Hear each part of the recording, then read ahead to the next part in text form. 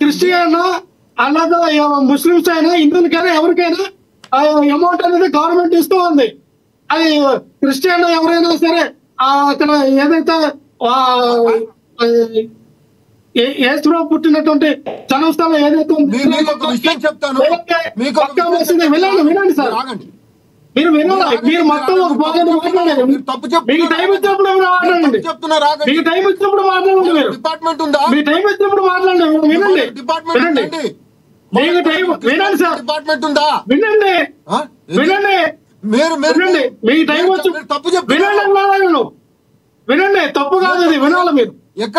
వినండి వినండి మీరు వినండి. మీరు తప్పు చెప్తున్నారు. మీరు వినాలా?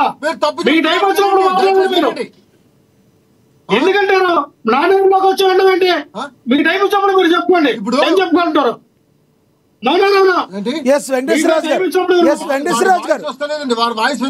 వెంకటేశ్వరరాజు గారు మీకు సమయం ఇస్తాను.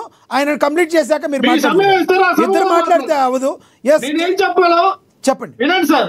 ఇక్కడ విఎస్పీ గారు ఇది శ్రీవారి ట్రస్ట్ కి సంబంధించింది, టీటీడీకి సంబంధించిన విషయం. చాలా మనం దీంట్లో ప్రజలకు తెలియాలి. మనం ఏది పడితే అది మాట్లాడిస్తే అవ్వదు. నేను ఇక్కడ అన్నది ఏంటంటే రాజకీయాలు మాట్లాడతాం. మీరు మతం గురించి మీరు మాట్లాడాలంటే మీరు మాట్లాడండి. నేను నో అబ్జెక్షన్. నేను అబ్జెక్షన్ చేయను. విశ్వ హిందూ పరిస్థితికి వచ్చినట్టున్నారు కానీ మీరు వినాలి. మీరు ఒక చూపుదాం ఏంటంటే ఇక్కడ వెంకటేశ్వర గారు ఇక్కడ గవర్నమెంట్ అనేది హిందూ పరిస్థితికి అదే ఏదైతే మనం ఎండోమెంట్ గా ఏదైతే మనం చేసి ఉన్నామో ప్రతిది కూడా గవర్నమెంట్ ఆధ్వర్యంలో ఉన్నప్పుడు సెక్యూరిటీ ఉంటది. హిందువులకు ఇచ్చేయాలి. హిందువులో ఉన్నటువంటి ఋషులు కానీ ఇటువంటి మీరు చెప్తున్న పీఠాధిపతులు కానీ ఎక్కడ సెక్యూర్ చేస్తారండి? ఎవరు సెక్యూర్ చేస్తారు? మీరు ఇచ్చిన గుడులు ఎన్ని గుడులు సెక్యూర్ చేశారు? 8,000 కోట్లు సెక్యూర్ చేయగలగారు మీ యొక్క పీఠాధిపతులు కానీ మీకున్నటువంటి ఈ సోర్సెస్ ఏదో మీరు చెప్తున్నారు కానీ లీగాలిటీ ఉండాలి. లీగాలిటీ లేకుండా గవర్నమెంట్ సపోర్ట్ లేకుండా గవర్నమెంట్ అష్టం లేకుండా మీరు గుడి అవనాయండి, బడి అవనాయండి, చర్చ అవనాయండి, మసీద్ అవనాయండి, ఏదైనా సరే అది చాలా విధ్వంసకరమైన పరిస్థితుల్లోకి వెళ్ళిపోతాయి. గవర్నమెంట్ సపోర్ట్ లేకపోతే చాలా బయట వాతావరణం చాలా పెట్టకపోయి ఆ విచ్చలవిడిగా వెళ్ళేటటువంటి కొంత అసాంఘిక కార్యక్రమాలు కానీ అసాంఘిక శక్తులు కానీ పెరుగుతాయి. అది గమనించండి. మీరు ఏ గవర్నమెంట్ కి తెలియదు ఏ డిమాండ్ చేస్తూ ఉన్నారు గతంలో ఇన్ని వందల సంవత్సరాల నుంచి ఆ మాట మీరు ఎందుకంటే నరేంద్ర మోడీ గారు మీరు నరేంద్ర మోడీ గారు అడగండి. నరేంద్ర మోడీ గారు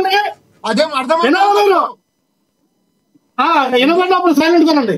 నరేంద్ర మోడీ గారిని అడిగి అయ్యా హిందువులందరూ కూడా వినండి. మీరు మధ్యలోకి వస్తే ప్రజలకి ఏం అర్థం కాదు. వినాలి మీరు చాలా కోళ్ళుగా వినండి.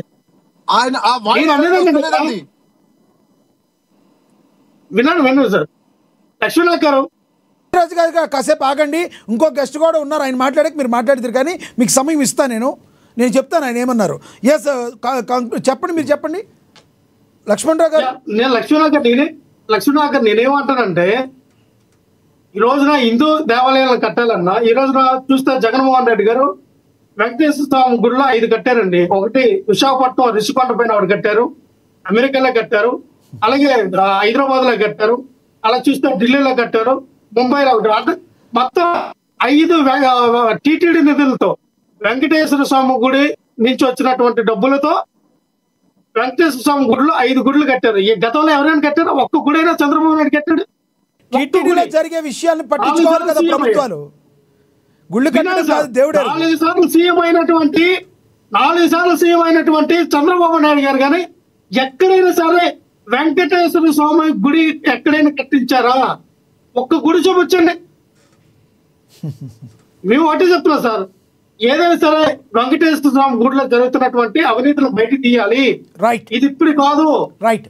ఎప్పుడైతే వినిస్తారు ఇస్తాను. ఇద్దరు గెస్టులు ఉన్నారు, మీకు ఇస్తాను.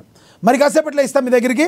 మనతోటి కృష్ణవేణి గారు జాయిన్ అయ్యారు. శంకర్ కృష్ణవేణి గారు, జనసేన నేత. ఆవిడతో మాట్లాడదాం. కృష్ణవేణి గారు నమస్తే అండి. రైట్. మనతో ఫోన్లో అందుబాటులో ఉన్నారు మనతోటి అక్షర్ సత్యం గారు.